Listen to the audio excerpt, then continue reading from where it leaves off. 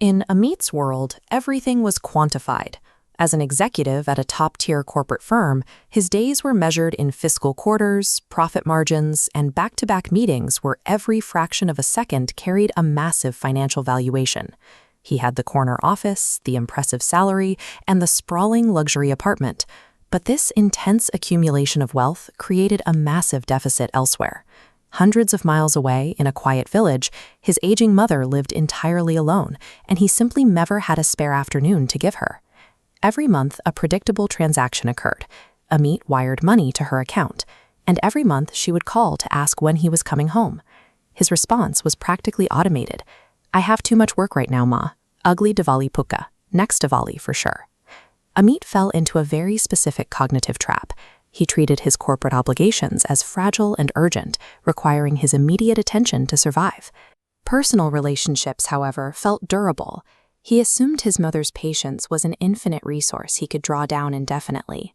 Without realizing it, he was actively exchanging a strictly finite asset, the remaining years of his mother's life, for a constantly renewable one, corporate wealth. He operated under the fatal delusion that both would always be there waiting for him. That delusion shattered on a completely ordinary morning. A neighbor from the village called Amit's cell phone with an abrupt, devastating update. His mother had passed away. In the span of a single sentence, the entire architecture of Amit's life collapsed. The pending mergers, the overflowing inbox, the stock options, none of it held any leverage over the finality of that phone call. His corporate status was instantly rendered completely worthless. He dropped everything and drove frantically to the village. In the familiar courtyard of his childhood home, he found her lifeless body. He collapsed beside her, begging her to open her eyes, promising he would never leave again. But the courtyard remained completely silent. Death is the ultimate uncompromising auditor. In an instant, it closed the books and proved exactly what Amit had actually accomplished. He had amassed a fortune, but in the only currency that actually mattered, he was entirely bankrupt. After the funeral rites concluded, the heavy quiet of the empty village house settled in. Amit began the slow, heavy task of clearing out his mother's bedroom, a space far removed from the constant noise of his city life. As he lifted her pillow, he found something tucked carefully underneath. It was a small, torn, heavily weathered diary. Opening it revealed a meticulous, painful record. There were no journal entries. Instead, the pages were filled with shaky tally marks and aggressive slashes. She had marked off every single day Amit had promised to visit, crossing them out one by one as he failed to appear. The contrast was sharp and undeniable. While Amit spent his years meticulously tracking financial quarters and fiscal projections, his mother was tracking something else entirely. She was keeping a literal ledger of his absence. These weren't harmless, temporary delays. The diary proved that every "I'm too busy right now" was a compounding debt, a measurable withdrawal from a shared life that he could now never, ever repay. Glued to the very last page of that diary was a second artifact. It was a short letter, penned just a day before she died. Instead of anger or resentment, she offered absolute grace. She wrote that she understood how big of a man he had become and how little time he had to spare. She chose unconditional love over a guilt trip. Her final requests were remarkably small. She mentioned that she had prepared a box at his favorite Besan K ladoos, asking him to eat them and take care of his health. And then she asked if he might find just enough time in his schedule to light her funeral pyre.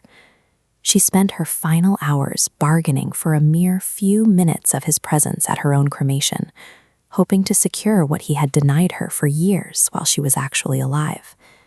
There is a unique, suffocating weight to being completely forgiven by someone you deeply neglected.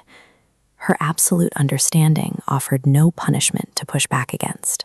It simply sealed the permanence of his guilt, stripping away any remaining chance to make amends.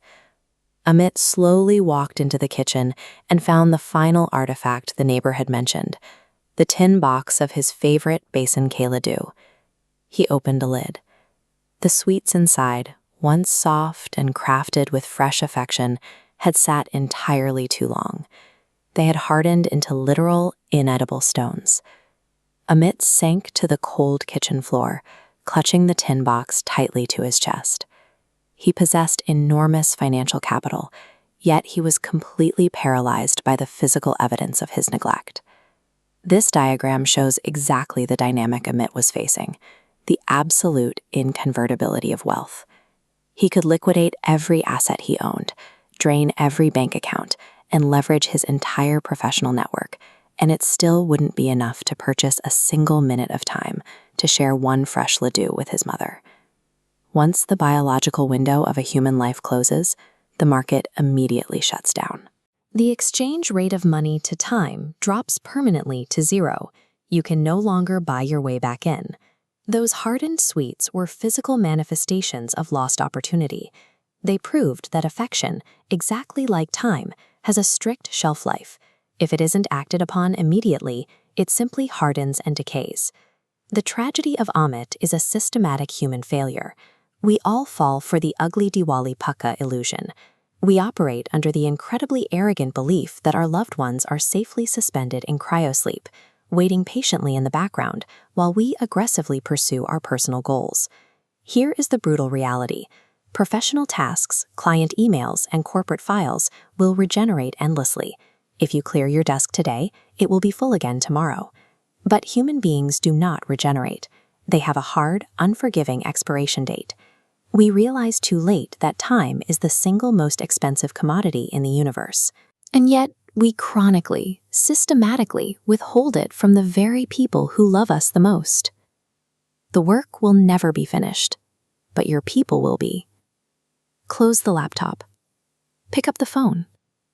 Go embrace your loved ones immediately while the window is still open, long before the physical artifacts of regret are the only things you have left to hold.